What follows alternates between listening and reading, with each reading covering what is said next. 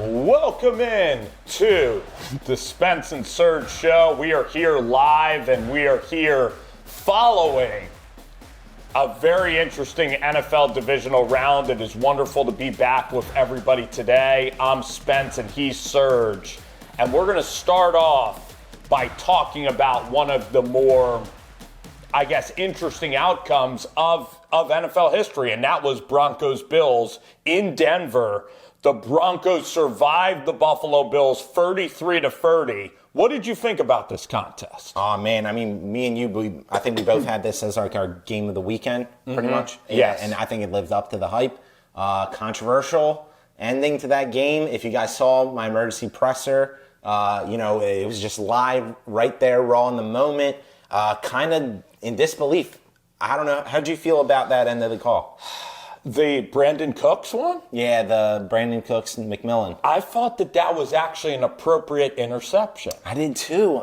Unfortunately, it was sad. Unfortunately, why? You were rooting for the Bills? Well, if you remember, not just for the sake of my picks on this show, but also like if it's going to be Josh Allen's year, if it's going to be his year, all the hysteria for Josh Allen. He got the basically the gifted MVP last year for those people that have that narrative about him. But yeah, if it was going to be now, no Mahomes, no Lamar, no Burrow, the monkey's off his back. He doesn't have anybody that he's proven he can't beat before going up against him in this playoffs. So, I mean, if not now, when, Right. I mean, I kind of liked, well, first of all, I liked Bo Nix ever since Auburn and Oregon, so I was rooting for actually Denver in this contest. Now, Buffalo has had a lot of success in the playoffs, but they just haven't won the big game. It's kind of weird, like even with the Chicago Cubs, like I kind of like seeing these teams that have the curse. I like the curse continuing. Because next year with Buffalo, it's gonna... Don't you kind of like it a little bit to see Josh keep trying to reach the top and then just always getting beat? For the narrative chaser in me, yeah, actually, the narrative chaser. Yeah, almost like Peyton Manning. Yeah. Yeah, like can't get the monkey off his back type thing. Like, yeah, for that aspect of it. That monkey keeps tightening and tightening. Yeah, Josh just can't, for whatever reason, man. And...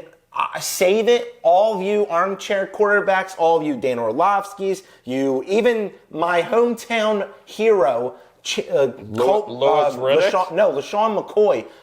Like, I don't want to hear the excuses for Josh Allen. First off, listen to his stat line. 320 yards, gaudy numbers, like in terms of his production, 3 touchdowns, but you have 2 interceptions, 2 fumbles, pause, full stop. You find me a single human being that you tell before a game your quarterback will have 4 turnovers, and you tell me if you like your team winning that game. You don't deserve to win that game. Despite you making and getting yourself, we got to also give credit for the second half comeback. Yes. But is that inefficiency, inability by the Broncos playing it safe? There's so many factors. That's losing football from Josh Allen. Yes. At the end of the half, there's 10 seconds left, and you hold the ball out like a loaf of bread, or you hold the ball out like you're handing somebody a piece of cantaloupe at a fair. Yeah, it's like, and to use that analogy that's quite used a lot, I just came up with that. You're the Broncos then fumble. Will Lutz makes a field goal. It's because the Broncos are anemic on offense that the Bills even had a chance to win. But guess what great teams do that have great culture?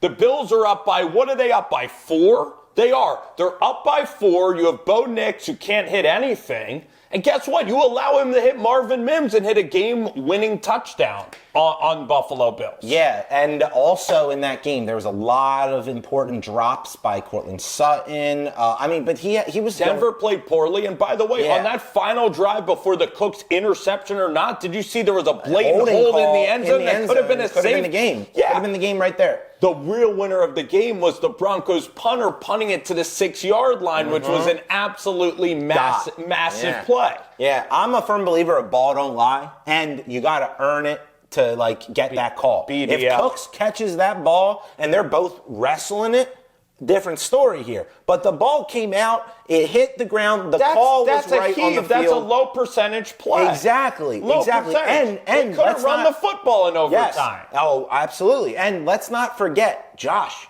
you underthrew that ball, brother. That ball, needed to be out in front of your 4-4, 4-3 wide receiver. There's no reason Jalen McMillan should have even had a play on that ball. The Bills are the better team in the game because the Broncos turned it over, the Bills turned it over 4 times, and you're still tied with that ball club. Yeah, like and Josh Allen, didn't he have a throw right before regulation ended? Dawson Knox, corner route, misses it. Missed them. Misses it. He had multiple He's too misses. up and down to win these big games. Yeah. That's the point about Josh Allen. Like, the quarterback here, Jalen Hurts, you know why every Eagles game is not a blowout? It's because he protects the football. Exactly. It might not be the sexy thing to do. Exactly. Like, I'm all for, like, the big arm, Josh Allen, all that stuff. The gunslinger. In shorts, I'll take you for my 7-on-7. I mean, I don't even know if I'd ever take you to, like, compete with me. But I'll take you the way, if I'm looking for somebody to just throw a ball in shorts, great. You're my guy. But if I got game on the line here, right, there's a handful of all-time quarterbacks that you're not even that you would take. You wouldn't even be in my first, like, 30th afterthought. Even in the league right now, like, I'm taking Bo Nix. You might take Bo Nix. Yeah, Bo Nix dropped it beautifully to Marvin Mims. He played under control. Now, listen, he was also anemic in parts in the second half. They were batting down the football. And Josh Allen, the tush-push, like, that he incorporates, he isn't working with great receivers. He played okay. But I'm tired of, I'm tired of people feeling sorry for Josh Allen. I'm tired of it. Because he never takes control of games. Well, first off, again, if you just go off of the turnover battle, you lost the turnover battle, you don't deserve to win those games. Coaches say it's tough to win games when you lose the turnover battle. Then second, Josh, that fumble at the end of the half wasn't just an all-time bad, like, backwards fumble. It was a 10-point fumble. You go from possibly getting 7, best case scenario, 3, worst case scenario, to them getting 3. Getting 3. That's a 10-point swing. I'm going to say it's a 6-point. All right, 6, worst case scenario. Worst. Because I don't think the Bills are doing anything. Maybe not. That's why it's a bad play call, too. Maybe not. That's why McDermott should have Based on where they were on the field, yeah, you never know. But, like, at the end of the game, if Cooks catches that ball, like, Josh Allen's always good for, like, one long ball. Maybe it's a PI. Maybe it's this. Like, you just don't know when there's time on the clock. You eliminated that option by fumbling the ball. You don't even have an opportunity to get best case scenario, worst case scenario. Running? And just kneel it. Or just go down. Your rookie year, you had a situation, mistake. And this will show you how long Dawson Knox has been on the field. But your rookie year or your first year in the playoffs, you go down, you get like a 15-yard scamper, right? You're getting pulled down. You tried to Magic Johnson and over here to Dawson Knox, and it goes out of bounds, and you almost got an illegal batting. You put your team in that situation, and then save it.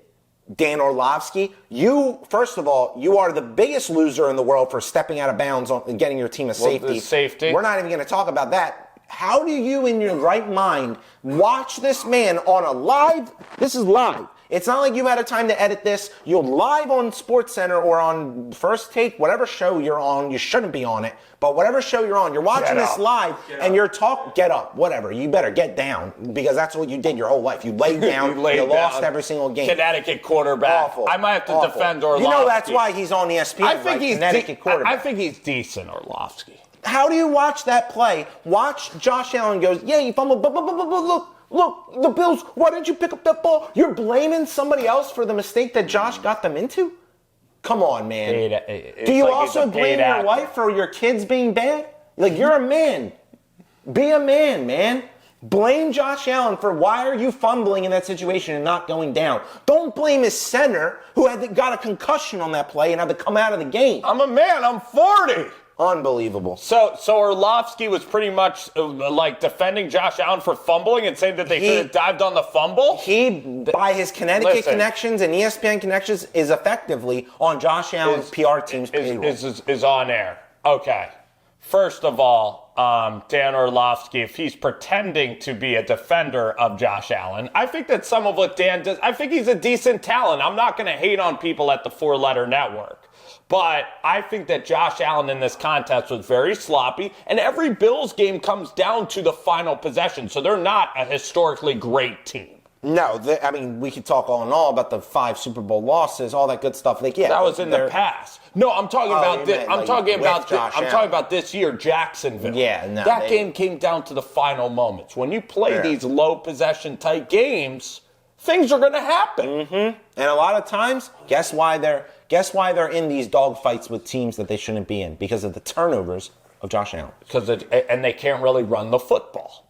When it matters. Final point is that was, I think it's an interception for sure, because guess what? If Cooks went to the ground and he was losing the ball, would be what? Incomplete. Exactly. It would be an incomplete pass. He never had control. And it's not the same as the Devontae Adams play where Adams caught it on the ground. He caught it while in stride. Adams, remember, he had the ball 2 real steps within a 5-yard gap. He's trying to get more yards. It's not a 40-yard bomb. And it never comes down to one play. I mean, yes, it would have been a Matt Prater field goal, which, by the way, you got a miracle Matt Prater kick. Still couldn't win the game.